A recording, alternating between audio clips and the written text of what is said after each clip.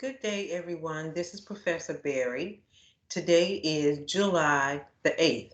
I'm making this recording because we did not have our in-person, well, not in person, our online session today.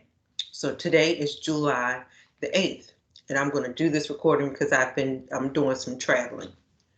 So I want you to go to D2L, make sure that you check in your class as you have already and check out our week. So we are in week 6, the week of July the 5th.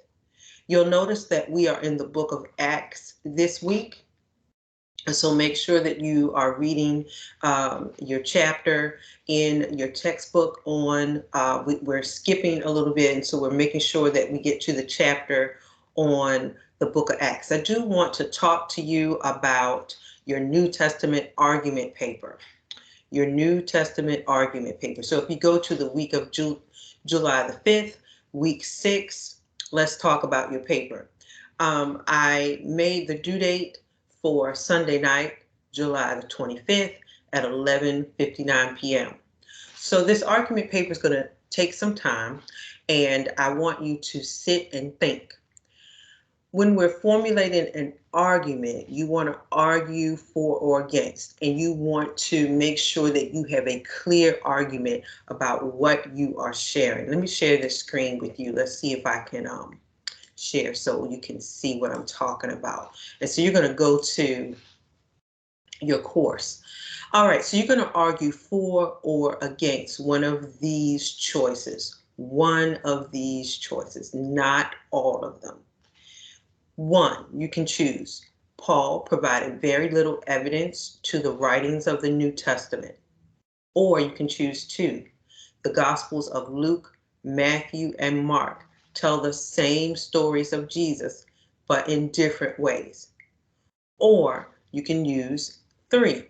The book of Matthew appears first in the New Testament and was written first before the other Gospels. So you're going to pick one, two, or three. You're going to argue in your paper you're either for that statement or you are against it. If you're going to prove that it's true, you're for it, you're going to choose information that supports your claim. If you're saying, no, that's not right, that's not true, and you're arguing against it, you're going to use information from your book, and from your research that says, no, this is wrong, we're against this particular statement, and you're building an argument. So in your paper, you're going to use your introduction, you're going to end with your thesis, point two, of what side you're on. So let's say, for example, if you're doing point one, you might say, in my paper, I'm going to prove that Paul provided very little influence, or your thesis might say Paul provided a large influence to the writings of the New Testament. So in step two, Roman numeral 2, your thesis says what side you're on. Step three, or part three of your paper, you're going to give your background or your credible sources that support your thesis. And then lastly, you're going to wrap it up in a conclusion that recaps your main points of why you say that your point is true, why we should believe you. Now, this paper should be at least 3 pages. Make sure you use MLA format. If you are confused about your in-text citations, make sure that you go to syllabus and resources. So let's go right here. Let's see if you can still see what I'm doing. So you are going to go, I'm going to share this again, make sure that we get everything. You're going to go to your class page. And if you say, I'm not sure about this whole MLA thing, you're going to go to this tab right here, Syllabus and Class Resources. You're going to click on that, and there is MLA Citation Help. And that gives you help with citing your information in text, in your paragraphs, as well as your works cited page, your bibliography. Okay? All right, so get started on that assignment this week. Don't wait because it takes some time. I could have it due on Sunday, but I realized, no, that's going to take you some time to sit and think a little bit about what side you want to be on and formulate your research. Now, remember, don't talk off the top of your head. Make sure that you give credible resources. All right, so today, let's briefly talk about the book of Acts. Let me get this pulled up for you. So let's briefly talk about the book of Acts. If you look in your syllabus, please make sure that you're following what we are reading throughout the semester. And so this week we are in chapter 11. Chapter 11. And that is the book of Acts. So I'm going to pull up our assignment real quick, our PowerPoint, should I say. Let me see if I can bring this up on the screen so you can see it. The book of Acts is like a two-parter. Okay, so remember, if you're jotting this down, what was the first part of Acts? We talked about it a little while ago. What was the first part of Acts? And that would be Luke. That would be Luke. Okay, so think about it. Luke was first, and then you get the second part is Acts. And whoever wrote the book of Luke, we're going to say Luke, wrote the book of Acts. And so Acts is like a two-parter. Okay, all right, so let's talk about the book of Acts. Let's see if you can see my screen right here. Working with technology is always interesting. All right, everybody, I hope you can see this as you are watching with me at home. The book of Acts, Acts of the Apostles, and that's what this particular book stands for. So you might see Acts, but it stands for the Acts of the Apostles after the death of Jesus. So let's talk about this. This particular book, remember, it's a two-parter to Luke. And this particular book is a historical book. It talks about not necessarily just Jesus, but it talks about, yes, Jesus, but it also really focuses on history, the spread of Christianity into Asia. It talks about the spread of Christianity moving into areas like Italy, moving out of the Roman Empire. It shows what happened after Jesus' death and resurrection, and then he comes back and appears in person to his disciples. Now, unlike our synoptic gospels like Matthew, Mark, and Luke, there is no one main figure. So in your synoptic gospels and in John, Jesus was the main figure. Jesus is a main figure here in Acts of the Apostles in the beginning, but there are many, many main characters here. So, of course, you have Jesus. The disciples are very active. You have folks that come in like Peter and Paul that become very large figures in the early church. There are many themes. So one of the approaches that we're going to take to studying the book of Acts, and when we look at the speeches of Peter and of Paul, pay attention to their themes. Pay attention to like what's the overall feel or the overall point that this person is trying to make. Now remember in the book of Luke, y'all remember in Luke, the book of Luke had this introduction to a person named Theophilus. And we said in our studies, we couldn't really figure out who Theophilus was. And do you know that Theophilus is only mentioned twice in the Bible, in Luke and here again in Acts? So we're not really sure who he is or who he was, or if he was an actual person or politician, a friend of Luke's, or Theophilus can also mean beloved. So perhaps this was written to a group of beloved church members, Christian folks. We're not really sure. If you get a chance, I want you all to take your Bibles, or if you're online, go to the beginning of the book of Acts. And I just want you to thumb through chapter 1. It's really, really important so that you get the feel of how this book starts off. This book begins off with Jesus. Okay, so it begins like I said, it's that two-parter. So it begins where Luke stopped. So it begins with Jesus is now back after the resurrection, and he appears to his disciples after 40 days. So here's the thing.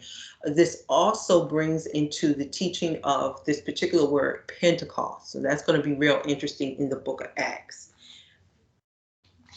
In the book of Acts, the writer continues to point out that Jews are in the wrong.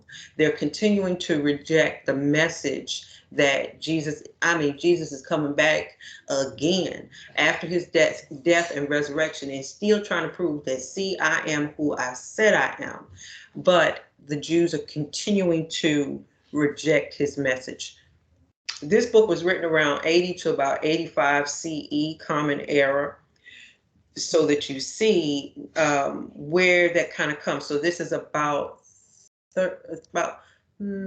maybe about 50 years or so. It was written about 50 years or so after the death and resurrection of Christ.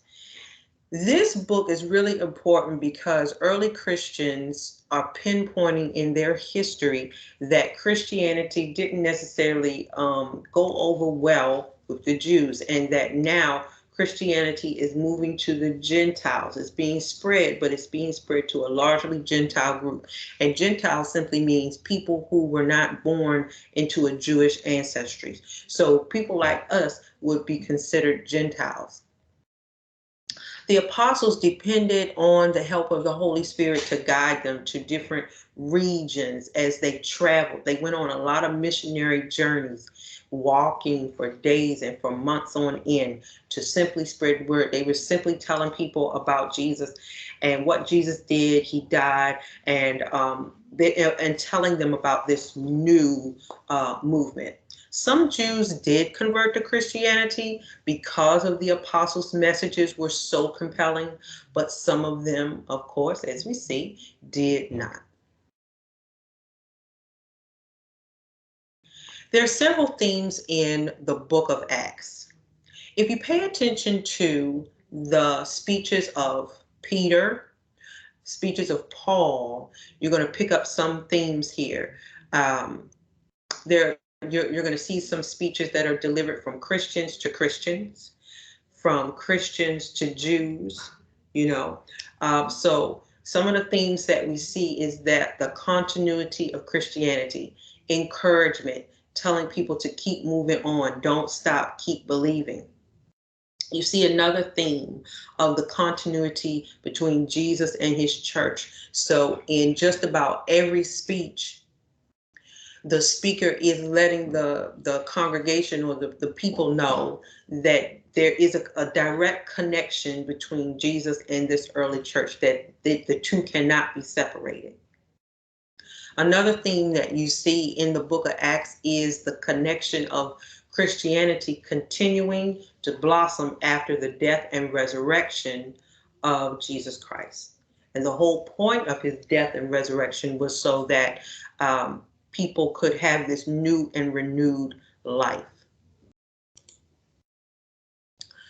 Now, what I want you to do is I want you to stop this video, press pause after I tell you the directions. All right, I want you to get a Bible, or I want you to look this up, and I want you to go to Acts 2. I want you to thumb down to verses 14 through 41. And I want you to see what themes you find in that speech. Now, this is Peter. This is a picture of Peter over on the right. And I want you to read it, 14 through 41, and see what themes and who is he addressing. Okay, so you can press pause right here on this video and do that exercise.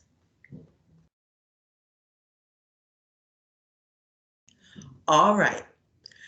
Now that you're back, I want you to go to another speech in chapter 22.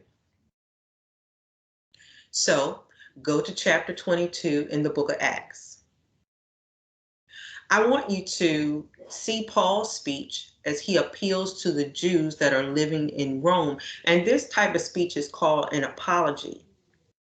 And it's not an apology like you're saying you're sorry, but the word apology in biblical sense means that you're setting out a case and you're trying to prove something.